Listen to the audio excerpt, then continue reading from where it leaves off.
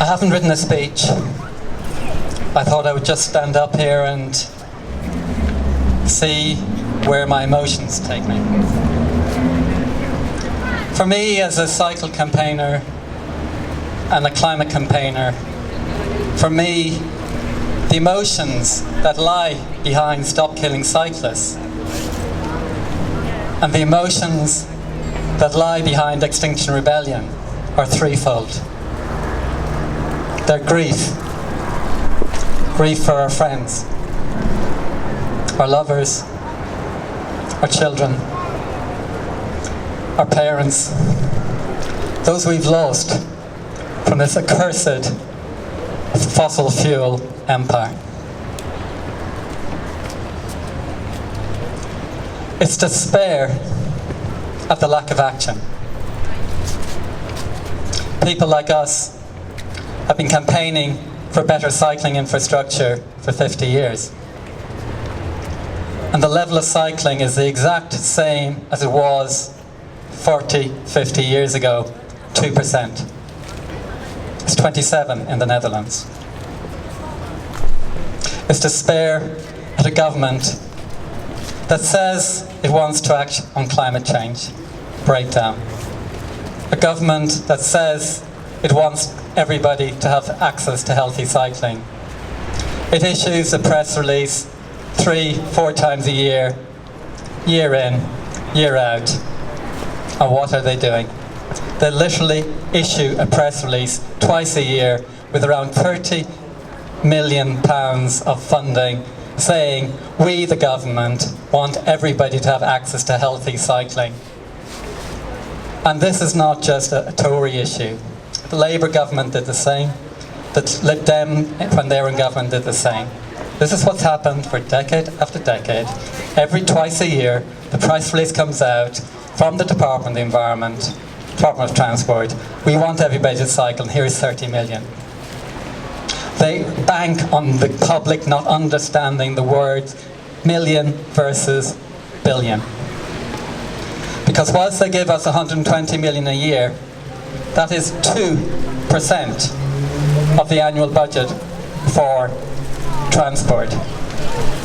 They are spending 3,000 million on new roads.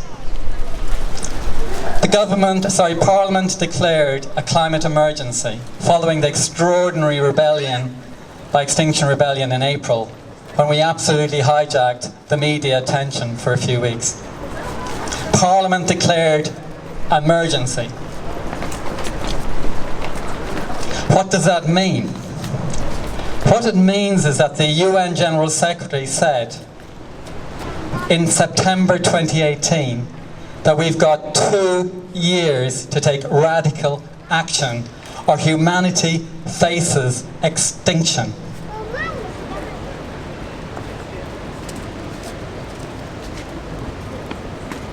What are we doing? Our government, in response, in their first budget following that plea to the planet, cut taxes on fossil fuels. They have imposed taxes on renewable energy. They have set up the United Kingdom Oil and Gas Authority. What is its purpose? To close down the gas and oil industry that's killing us? No. The UK government that goes to the G7 and say we must tackle climate action. It is an emergency. What are they doing? They have set up the United Kingdom Oil and Gas Authority to maximise the profits from our fossil fuels in the United Kingdom. How dare we go on the global planet and say we want action on climate change when we are doing the exact opposite to what we say we are doing? It's outrageous. So yes, there's despair. They are refusing to invest in what they say is right. Action on climate, action on cycling. They are pouring billions into destroying us with more fossil fuels, 84 billion cuts in fossil fuel taxes since this government took place. And then they give us 30 million and they say we don't want to cycle. It's outrageous. It's climatically genocidal. There are 5.4 million people in the United Kingdom suffering from asthma. There are 4.5 million Britons suffering from diabetes. And our government is pouring billions into that death toll. It must stop. What must it do? Stop. What must it do? Stop. What must it do? Stop. Thank you.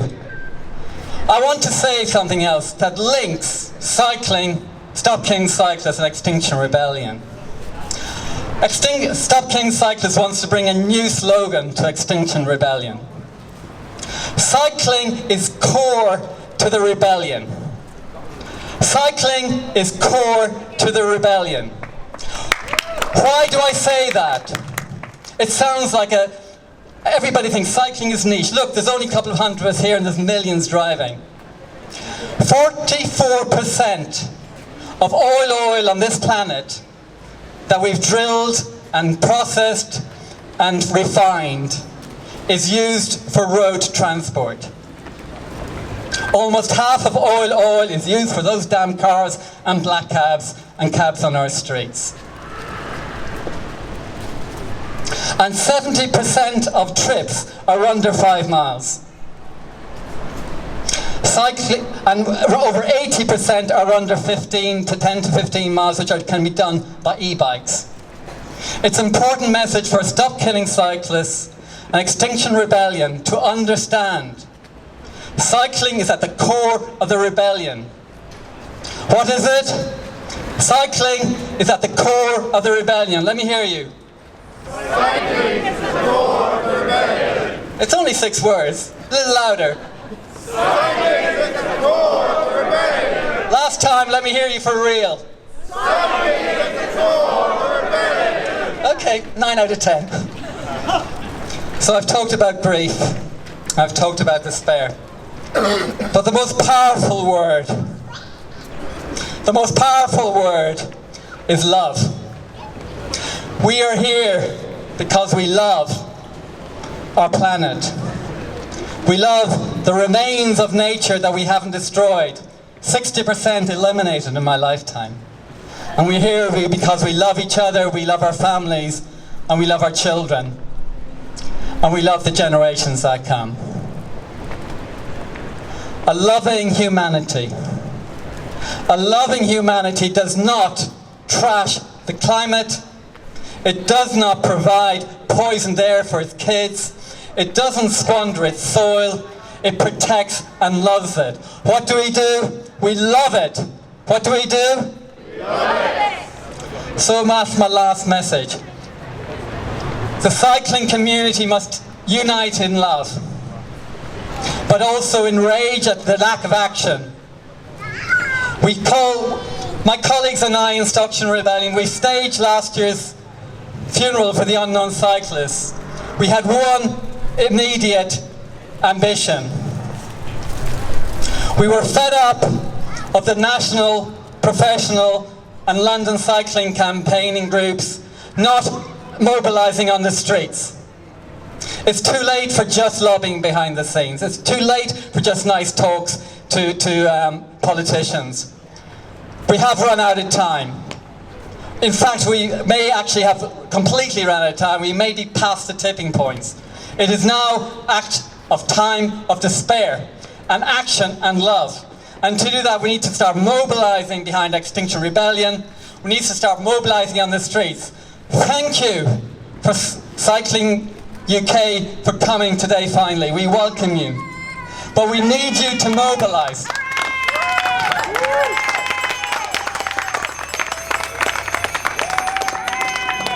We need you to mobilise your members. And London Cycling Campaign, we want you to join them and to join us.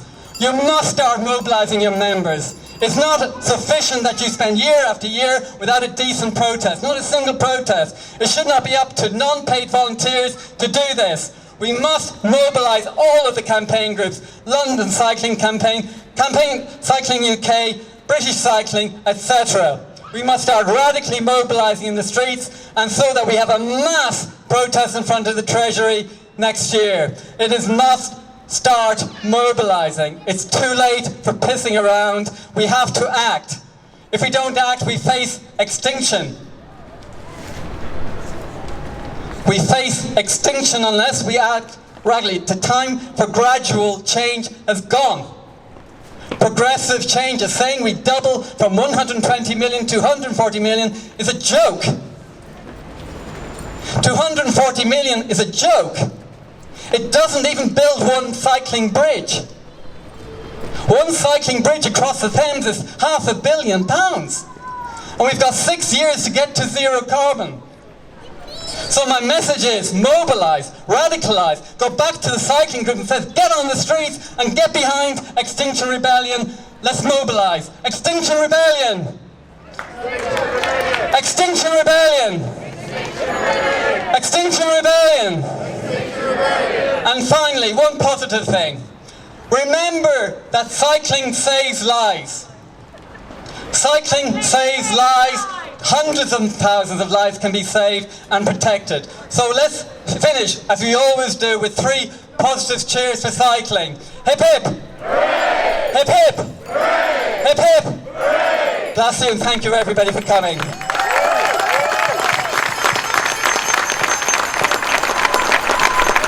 Thank you very much, Donnachadh.